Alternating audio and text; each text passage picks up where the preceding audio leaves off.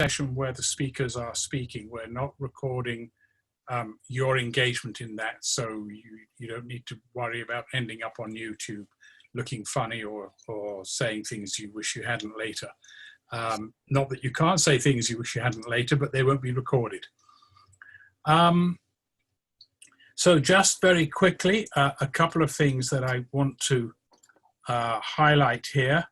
One is that this is the start of our fall program, and we're going to be talking about cultural evolution and going on to talk about 3 aspects of valuing and changing values related to 3 ideas or 3 sets of ideas around values that come out of Jeremy Lent's book, the title of which has escaped me for a moment. So valuing nature next month, and then in November, valuing community and cooperation, and in December, valuing quality of life. And we're looking for different perspectives among our 3 speakers each time we do this, and then small group discussions. So tonight we have 3 speakers, myself, and I'm going to be laying a kind of framework and foundation both for the set of conversations we're doing and the notion of cultural evolution, more at a system level. And then Jan Ingles, who is an adult educator and community activist, and you will have seen her bio. I'm not going to repeat all that's in the bios that were sent out. And Jasmindra Jawanda, and Jasmindra is also on the board of Conversations, and Jan has been a long-time supporter of Conversations. And they're going to, I think, be talking more about the personal transformations, the personal changes and evolutions we have to go through. So the schedule for this evening, we're going to, in a moment, get started with the 3 of us, and we'll talk between us for about 10 minutes each. Then we're going to have open discussion till about 5 to 6. At 5 to 6, for the open discussion, since there are 30 of us, the best thing is if you click on the little picture of yourself, you should see 3 little dots in the top right-hand corner. And, oh no, it's not in there. But anyway, maybe it's in the main screen, which I don't have in front of me right now, but you can put your hand up, and many of you will know how to do that. A second option is to put your video on and wave at us and hope that we will pick you up that way. And a third, if there's a silence, is to just jump in. Unmute yourself and jump in. So we're going to have an open discussion. Then we're going to take about a 10-minute break at 5 to 6. You can go off and get a coffee or a beer or whatever it is that pleases you. While Claire and Gertie between them figure out who goes where and break us into small groups based on the geography. So if you have not yet, let us know which municipality and which neighborhood or community association within that municipality you're in. Please put that in the chat box, and Claire can pick it up and make sure that we all end up in appropriate groups. So we'll reconvene at 6:05 in small groups and have about 35 minutes of discussion. And then we're going to come back into a plenary. So that will happen automatically. And Gertie, I think, will be able to give us a 5-minute warning. But if not, just keep an eye on the clock, because at 6:40 we will come back into small group, into a plenary discussion. And really what we'll be interested in then is sort of what was exciting, what new ideas or new insights or questions or understandings arose for you in your discussion or for your group. And sort of, you know, a good way to think about it is who's absolutely bursting to share something with us. Like, I never thought of this before, or I just had this insight, and you all need to know this. So that's the kind of thing we're looking for, but we'll see how that goes. And then we'll close at start closing at about 5 to 6. We're certainly very interested in getting feedback from you as to how this worked. This is the first time we've tried doing it this way, and doing it online is always a little more tricky, but we do want to know how it worked. And then stuff you already know, but in the small groups, being mindful of the time and allowing everyone to have a turn to speak, not getting into side conversations, not sliding into abstract debates or blaming rants. My thanks to Jan Ingles for this list, by the way. Listen with curiosity, being open-minded, seeing if new understandings might emerge, and maintaining confidentiality of who said what within the group. So you can't say, oh, Peter said X, Y, Z in our small group. What you can say is, in our small group, we talked about this, just as a courtesy, unless the whole group says they don't need confidentiality. But a starting point is confidentiality is respected. So with that, I am going to, what am I going to do? I'm going to stop sharing just for a minute. So that's how we're going to proceed. Let me just pause for one moment to see if there's any quick questions from anybody before we go on.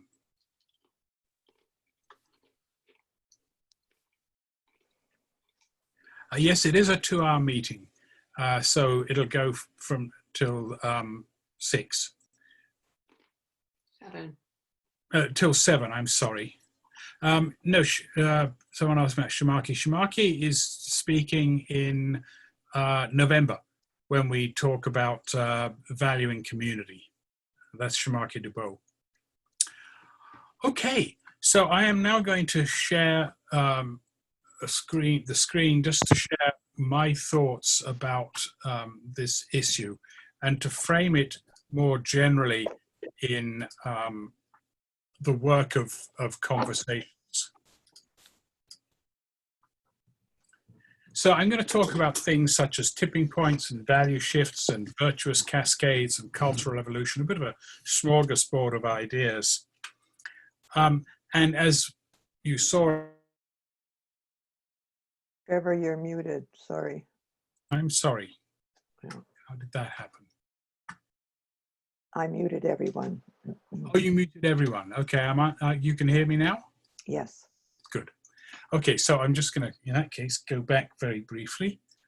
Oh, no, that's okay. So this is what I'm going to talk about, a bit of a smorgasbord. But the grand challenge, as you saw in that opening set of slides, is really this. How do we live together well and in good health and with respect for the limits of the planet on this one small planet? That's the one planet grand challenge. And what we often don't wrap our heads around, you saw in the opening slides, we in this region have a lifestyle that's equivalent to 4 planets worth in terms of ecological footprint. In Canada, it's closer to 5. That means we're going to need around a 75 to 80% reduction in our ecological footprint, which is a huge, massive undertaking. And so how do we achieve this massive societal change? And a lot of the inspiration for this series of talks comes in part from this comment by Weill Stewffen, who is one of the leading scientific authors, there's some scientists in the area of the Anthropocene. So if you've seen key publications about the Anthropocene and ideas such as planetary boundaries and the Great Acceleration and the Anthropocene itself, he has been a lead author or one of the lead authors on all of those papers. And he, in an interview back in December, he said this, which I think is crucially important. We need to reach a social tipping point before we reach a planetary one. So there's a lot of talk these days about climate change tipping points and how dangerous they might be. Those are the planetary tipping points that we need to avoid, and that means reaching a social tipping point. So I'm going to touch very briefly on the work of the Cascade Institute. I'm on the scientific advisory board for this new institute that's been set up by Thomas Homer Dixon at Royal Rose University. And in fact, his new book just came out and it's called Commanding Hope. But notice here that the purpose of the institute is to identify what they call high leverage intervention points in our systems, cognitive and institutional and technological, that could shift global civilization away from a path that leads to calamity. So this is looking for, and in a sense, how do you create social tipping points that take us onto a very different path? So the notion of tipping points or tipping events is, I think, very familiar to many of you. But the question is, can you create enough change to get you out of the situation you're in and up and over into a new reality, if you like? And one way you do that, and in a sense it's what we're trying to do through conversations and what many others are trying to do, is to give a push to that helps to get us over the lip into a new stable, or hopefully stable point. And in his presentation recently about his book and his work, had talked about right now, as you look at what's happening in the world, which way will we tip towards the kind of solidarity in terms of dealing with COVID that we see in many parts of the world, or the sorts of division that we're seeing in the US? And of course, why did the US tip much more to the left on this slide than to the right? So in talking about this, and this is Thomas Homer Dixon again, he talks about we need some fundamental shifts in core values and about our relationship with and responsibility towards each other and the planet and our shared future and future generations. So these are the social changes that we're talking about, the social tipping points, and the idea that can we create a whole cascade of these? So Jeremy Lent in The Patterning Instinct talks about the great transition, and that this will only take place if enough people are conscious of its need and prepared to change their own values and behavior to affect humanity's direction. And he sees three core values that need to emerge from this as really new world views, foundational principles. And they are the three that we're going to be exploring later in this series, although in actually the reverse order, starting with environmental sustainability and a shared sense of humanity and community, and an emphasis on quality of life as opposed to having stuff. So that's the framing of our fall series. And what would it mean? We're going to be asking in each question, in each case as we go through the 3 months, in each case, what would it mean for decision making if this, the valuing of nature or the valuing of community and cooperation, was a core value? And so Thomas Homer Dixon recently talked about this as the possibility of creating virtuous cascades, which have to start in our minds, which is very much what Jan and Jasmindra will be talking about, but then has to be expressed politically, that it's a profoundly political process that we have to undertake, and we need a sense of agency and collective purpose.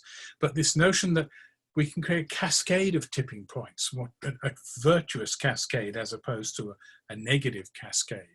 And really that is, to my mind, very similar to the sorts of ideas. Some of you may remember we had Joe Brewer here a couple of years ago now. Gave a couple of special talks around this notion of cultural evolution. He's one of the co-founders of Cultural Evolution Society. The core idea of cultural evolution is that cultural change constitutes an evolutionary process, and that human behavior is shaped by both our genetics and by our cultural evolution. And we can't do much about our genetics, but we can do stuff about our cultural evolution. And that, like all living systems, cultures evolve and adapt. And so where do we want our culture to evolve, and in what direction do we want it to evolve? And it's, I would say, very much, I can't spell policy, I just noticed. It's very much like the 3 areas that we're going to be exploring in the next 3 months. And also the notion that all public policies, when you really get down to it, are an attempt to accomplish cultural change. Having worked in the anti-smoking world for a long time, I know how that works in that world. And so our approach to all of this is how do we get people talking about this? Because right now we're not even talking about it. So how do we approach cultural evolution? How do we do that? We think partly through these conversations, but we need to broaden them. We're not reaching the right enough people. Through perhaps kitchen table conversations. So we're talking about a number of different new initiatives over the next while around kitchen table conversations, around study circles, around neighborhood co-design charrettes, which may have to wait until after COVID, and perhaps ultimately some sort of one planet folk school that creates a or recreates a culture of public learning, much as the folk schools in the Nordic countries did in a process called Folkbildung in the late 19th and early 20th century. So that's a kind of grand framing, if you like, of what we're trying to achieve here. And with that, I'm going to turn it over to Jan to take it from here. And then we'll go to Jasmindra. Okay, thank you for that. I'm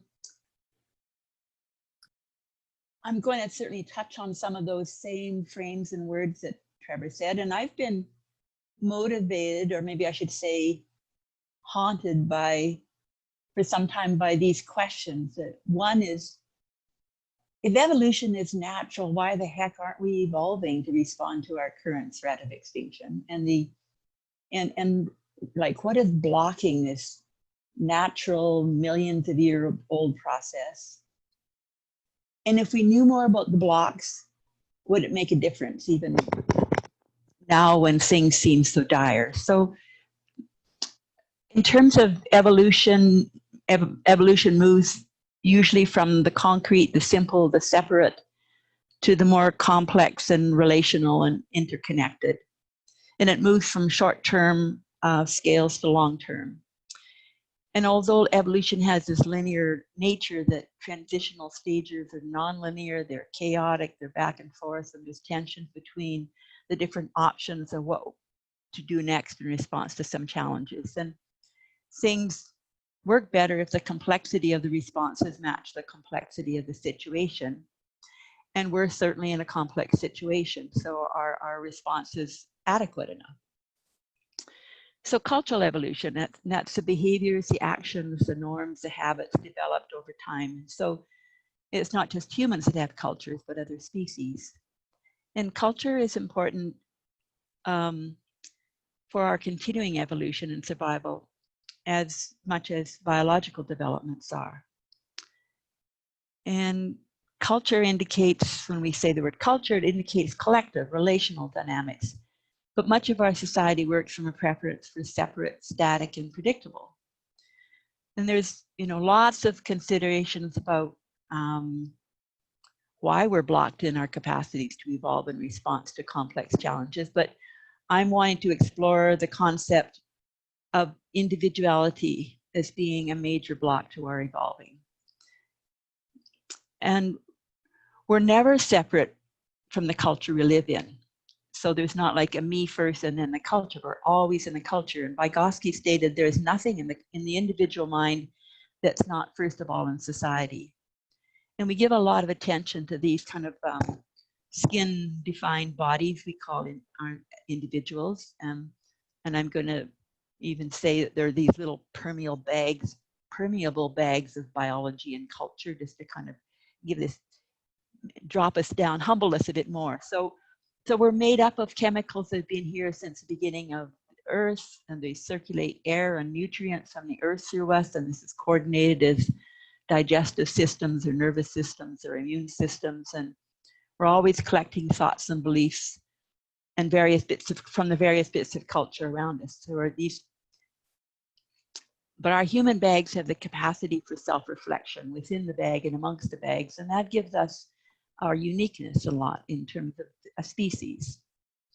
And my first career was as an occupational therapist, and I was, a very naive young woman from the farm, and I started working with people who had been paralyzed by motor vehicle accidents, or strokes, or been disabled by arthritis, and I observed how some people responded to changing situations and learned new adaptive ways of living, and yet others didn't, even if they had quite similar life conditions.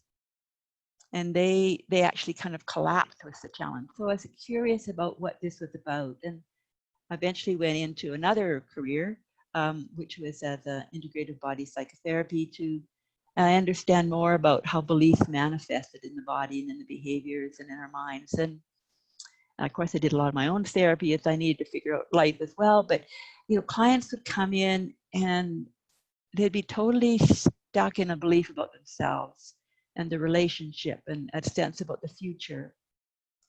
And they often felt like victims of circumstance or overwhelmed or in a crisis. It was all so big. And so bit by bit working with them to track what was going on and inquire how this framing about their life had developed, and by observing and reflecting back. And it allowed their patterns to be seen, and so they could start to connect their beliefs to their actions and how that impacted the choices they were making. And eventually this created a reflective space from not just being in a crisis or in a defensive stance to actually step out and see the situation and their role in it. And they became more choiceful and more self-determining. And this decentering from old limiting beliefs released and allowed something less reactive, more complex, and more relevant to take place. And it also, there was recognition of how much the disturbance itself was a needed stimulation for that shift, for that evolution to occur. So I'm mentioning this personal example of transition because many of us can recognize when we went through an experience where our perspectives have changed. So talking about our individual experience can keep it within a scale that we can relate to, compared to which we can sometimes get lost in the enormity of the large scale of culture. But if we consider ourselves, this skin-defined self, is just a fractal of how the society works, then we can start questioning, how do we learn from and scale up this amazing capacity for reflection about ourselves to one about the culture that we're in, and use this aspect of disturbance to see patterns and way we can decenter from our own beliefs and allow new patterns and behaviors to come in. So I want to go back to kind of talking about cultural evolution and look at how do we get into these cultural assumptions. And we're steeped in a culture, like the air we breathe or like the water the fish swim in. We're steeped in a culture of norms and beliefs about separation and individualism. And the rise of this belief of individualism can be certainly laid at the feet of reductionist Western science from a few hundred years ago. And this assumption of the separate, independent individual became hardened into the norms and institutions, the things that we're familiar with, our economics, our laws, our government, our schools, what we see as success, employment, you know, the sense of experts, wages, debt. I mean, all the threads of our Western social fabric have those threads of individualism woven into them. And this sense of separation became dominant in the world, and it started in the West and it blew over the continents of the world, and it sanctioned the owning of land, privatizing resource for profit, slavery, commodifying nature, competition, and debt. And if there's competition, if there's inequity, if there's a sense of lack, then there's fear for safety and fear of not belonging and surviving. And there's more polarizing, less ability for kinship or collaboration in this regime, and less flexibility to respond. So within this paradigm, humans are seen as separate from and then better than nature. And human centrism can flourish.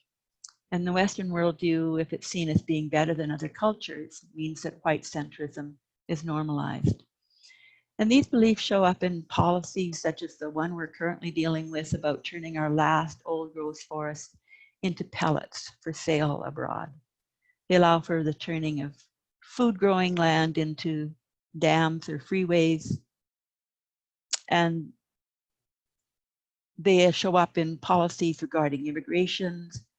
And they're not just out there done by bad people or like bad governments or bad corporations, but they're unconsciously reinforcing how you or I participate and help hold these structures in place through our pension plans, through our investments, through our real estate, through the normal daily activities of what we eat or who we spend time with or what language we use. And likely at the time the concept of separation arose, it could be argued that it reflected an evolutionary response to conditions at the time, but with technology also rising at the time, it kind of went on to steroids and took over the world. And this assumption that we can operate separate from the limits on the earth on which we live is is killing us now, but we seem to be so embedded in it, so stuck in it, that we're blind to it. And if we cannot see the beliefs that we operate from, we cannot change them. So how do we develop the capacity for self-reflection as cultures, like we have done as individuals, and reduce how we perpetuate the patterns and myths of separation? So evolution depends on feedback loops. And in the case of our current evolution, feedback is blocked in part by concentrations of power or distorting the flow of information, and also from technologies that are changing faster than our social groups can interpret and respond to them. And so can we really release ourselves from that kind of power and technology and form relationships, reciprocity, kinship, common good, altruism? And these are not just nice words or values to strive for, but they're actually a survival need. And lots of research has indicated that we are evolutionarily wired for survival based on cooperation, not on competition. And the call for cooperation and cultural evolution is growing. I mean, there's so many websites and articles and webinars now referring to this need. And so certainly the forest fires and the storms and the murder of Black people on the street, the rise of dictatorial leaders, the global sweep of COVID, and the increasing polarization, they all seem to be waking people up to a need to change. And there's the rise of books such like Braiding Sweetgrass and White Fragility are indicators that many people are starving to get into some different perspective and a way to get out of the framework that we're in now. And there's a speeding up of this capacity for self-reflection and cultural reflection. It may be the first time in history that we've become so aware of our global interconnectedness, and the first time that we've been able to see our own evolution while also being in it. And so for me, the answer to my third question of whether knowing more about what blocks our evolution, whether it makes any difference considering the dire situation we're in or not, is still for me an unknown. But I do believe that this learning is collective work and requires a collective sense making. And the prime conditions for evolution are a combination of support and disturbance. So community projects, small group discussions, and study groups, for example, are so important in advancing this evolutionary imperative, both in providing support and safety for being in an unknown, chaotic time of decentering, but also for providing disturbance. So we're stimulated to inquire and learn and to not slip back into old patterns and safe, exclusive bubbles. And together, we do need to help each other keep our eyes on the ground in our communities to find pragmatic ways to not just talk about this philosophically, but to actually find ways to implement a way of kinship that supports living together and with other species on the planet. And so I'm glad that Jasmindra is going to talk next, and she's going to, I'm sure, take us into more depths about perspectives into what the aspect of cultural evolution can mean. So, thanks, Jasmindra.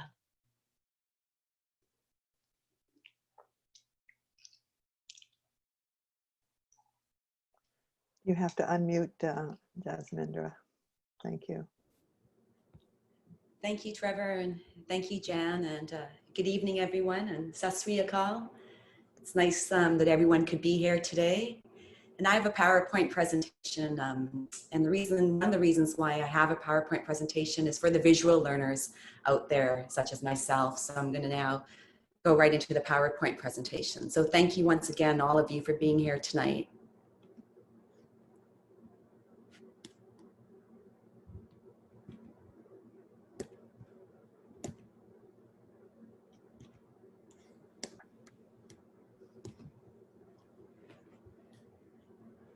So here we are, Conversations for a One Planet Region, and we're talking about creating cultural change. And really, one of the questions is, how do we bring about cultural change and societal transformation? Well, as an urban and cultural planner of color, I feel it is important and imperative to ask ourselves the questions, what does culture mean? And who is defining the word culture? John Hawkes, who is an Australian cultural planner, says, culture is not a pile of artifacts. It is us, the living, breathing, some of us. Indeed, culture is complex, it's layered, and it's always evolving and changing, which aligns with two Buddhist sayings. The only thing that is constant is change itself, and the only thing that is permanent is impermanence. But who is creating the change? Will it include BIPOC, Black, Indigenous, and people of color? Will it include women, people with diverse abilities, and youth? Or will it be a cultural change predominantly through a Eurocentric and colonial gaze? Will it involve the intersectionality of race, gender, class, diverse ability, faith? My perspective of culture will most likely and naturally be different than your take on culture, which means we will meet at a crossroads of culture, which is a good thing, as it allows us to sit, observe, reflect, and ponder, not just our own individualist view on culture, but by listening and learning from others, we can form a collective view of culture. And this collectivity is essential to bring about transformations in our community and society. For myself, when I talk about culture, I am bringing in my Indian background and ancestry, as well as my work in equity, diversity, inclusivity, and anti-racism. My lens of culture is a kaleidoscope of colors. When we talk about cultural change in our society, we must also talk about community. What type of community do we want to create here in our own backyard?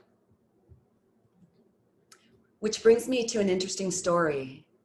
When I was doing my master's in community and regional planning at UBC, one day I was talking to one of my professors who was from India, and we were discussing the word community. I vividly remember in that moment when he looked at me and said that in India, we do not define the word community. And when I looked at him perplexed and confused and asked him why not, he simply smiled and said that in India, we live community. There in that moment, I had a profound and life-changing paradigm shift, as I realized in Vancouver at that time, we were constantly striving for a green community, a socially just community, an arts community, and the list goes on. But in India, he told me that on one street, you may have a Hindu family living next to a Muslim family, living next to a Sikh family, living next to a Christian family, living next to a Zoroastrian family. And together they live side by side, where they celebrate each other's festivals, where they take care of one another's children, where they share each other's food, where they plant communal gardens on their sidewalks, where they dance to different music. All of this leading to a truer sense of community where the focus is on collectivity, not individuality.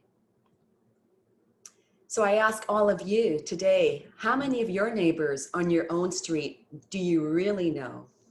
How many do you eat with, dance with, cook with, celebrate with, and even grieve with?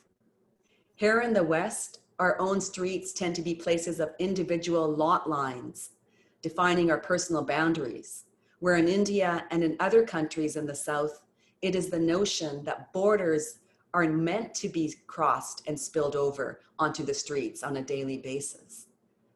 It is only by crossing over each other's lot lines we will be able to connect with others, those who are different from us. And by doing this, we can create a collective sense of connectedness and communal well-being, which is one way to transform our society. For myself, I crave to live in a community that spills out of our homes and onto the streets and into our public spaces, where we can see and welcome diversity in all of its forms, just like that image I have imprinted in my mind's eye of a typical street in urban India. We can either have a community which is based on the notion of collectivity, so often seen in the South, or a community that is based on individuality, which is typically found in the North. Or perhaps we can have a hybrid of the two, where we take the best of both worlds. And if we claim that we want to see diversity, one must also ask themselves, are they ready to interact with and welcome diversity into their backyards, streets, public spaces, and communities? Will one want to interact with another family on their street who is from a different cultural or ethnic background, who may be a newcomer, or who may be Indigenous? The answers to this uncomfortable question lie in the deeper unconscious mind of oneself. It is like peeling an onion. How many layers does one want to go into their self to discover if they have racist, prejudice, or bigoted biases deep within that may actually stop them from creating a cultural shift, from being individualistic to a collective one?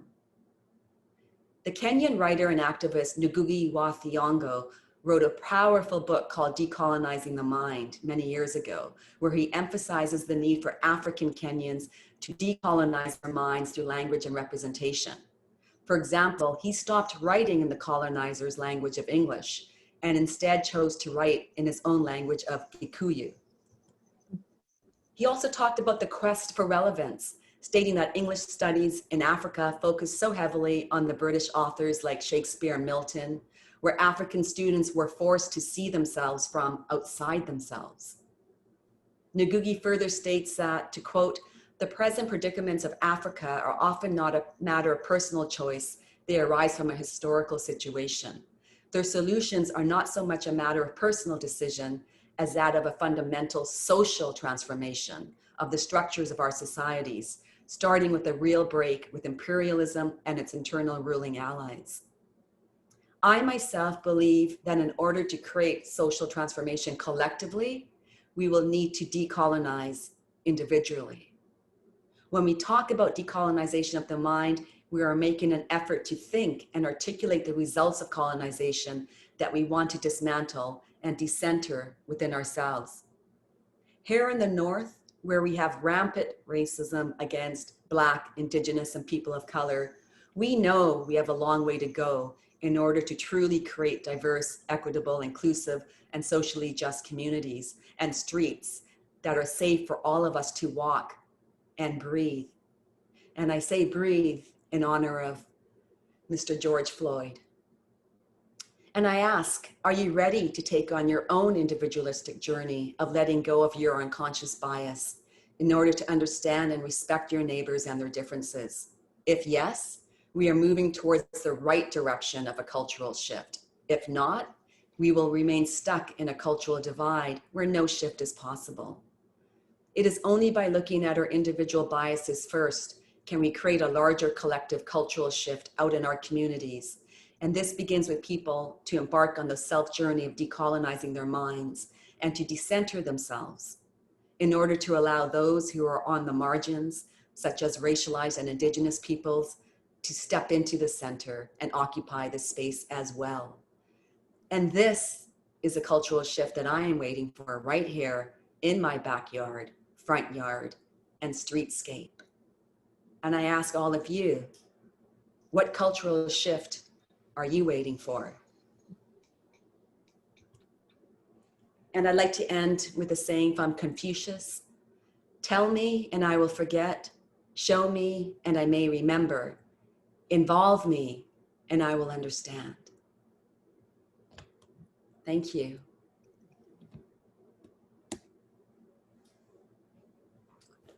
Jasmindra and Jan, thank you very much, both of you. We do have a few minutes. We're running a little bit later than we had thought, but I think we can go till 6 o'clock and then take a 5-minute break, and that should be, I'm hoping, enough to get us into small groups after that. So let's just throw this open. If you have a question or a comment or a thought you want to share in response to what you've heard, put it in the chat box or wave your hand, and we will take it from there.